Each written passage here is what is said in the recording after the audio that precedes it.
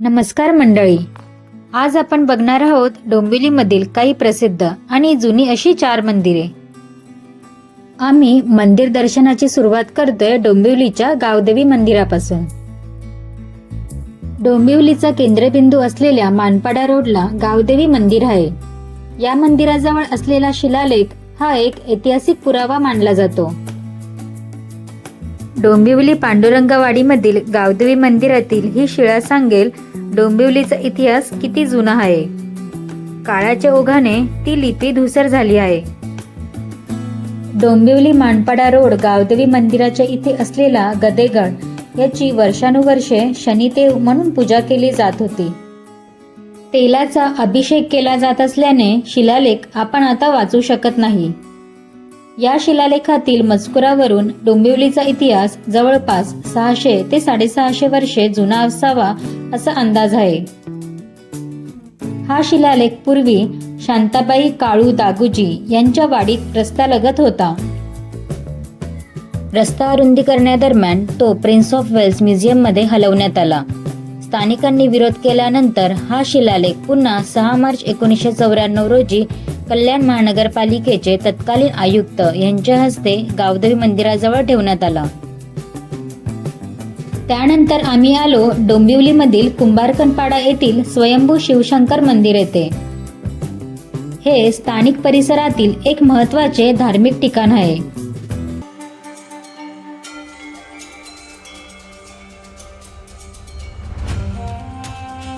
मंदिर दगडी बांधकामाचे असून मंदिरावरील कळसावर गणपतीची शिल्पे आहेत आणि आतमध्ये एक शिवलिंग आहे।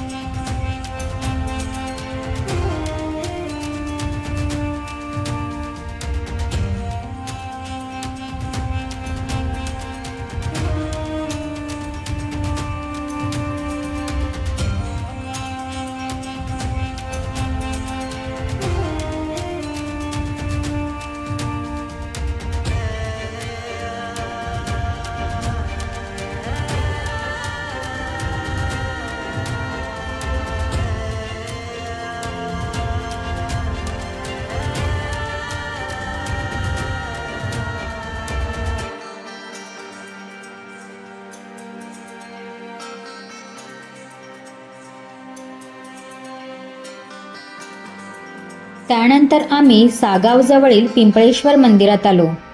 MIDC फेज 2 मध्ये सागाव परिसरात असलेल्या या मंदिराच्या प्रवेशद्वारातून आत आल्यानंतर उजव्या बाजूला हनुमानाचे छोटे मंदिर आहे।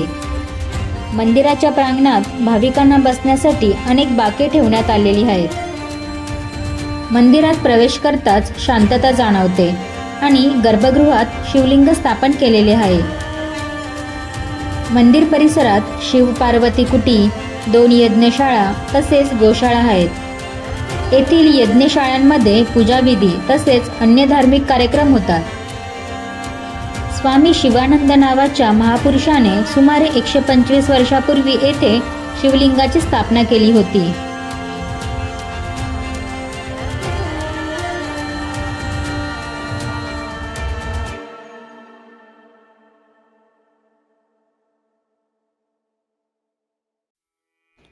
अनेक साधू महंताचा पदस्पर्श झालेले हे पिंपळेश्वर महादेव मंदिर जागृत देवस्थान म्हणून प्रसिद्ध आहे।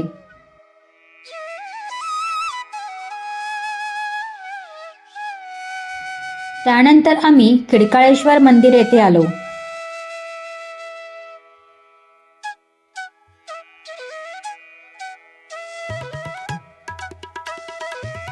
सध्याची मंदिर रचना कदाचित 17व्या शतकात पुनर्बांधणी केली गेली असावी।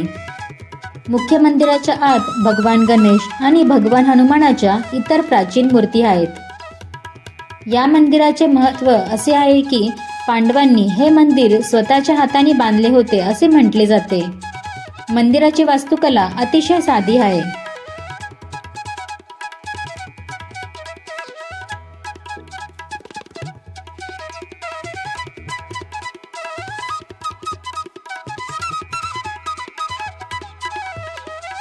हिंदू पौराणिक कथानुसार वनवासात असताना पांडवांना खिडकाळेश्वर येथे स्वयंभू शिवलिंग सापडले आणि त्यांनी भगवान शिवाचे मंदिर बांधले असे म्हणले जाते।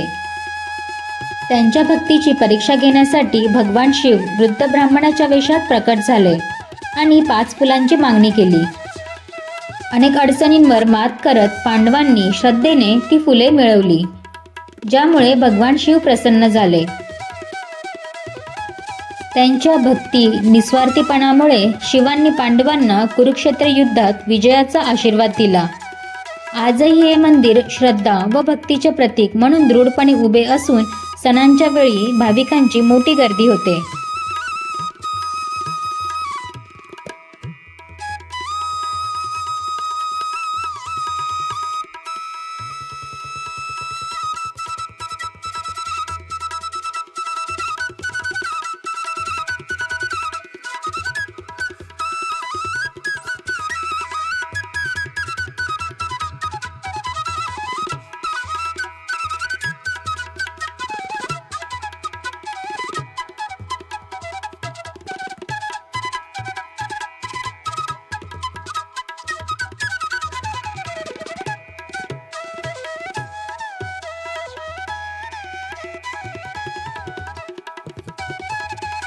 जुन्या मंदिराच्या बाजूलाच एक दत्त मंदिर आणि छोटेसे तलाव आहे. तुम्हालाही कधी वेळ मिळालाच तर डोंबिवलीमधील या मंदिरांना नक्की भेट द्या.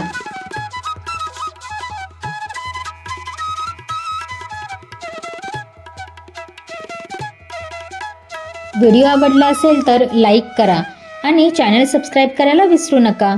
पुन्हा भेटूया अशाच एका सुंदर ठिकाणाच्या व्लॉगमध्ये.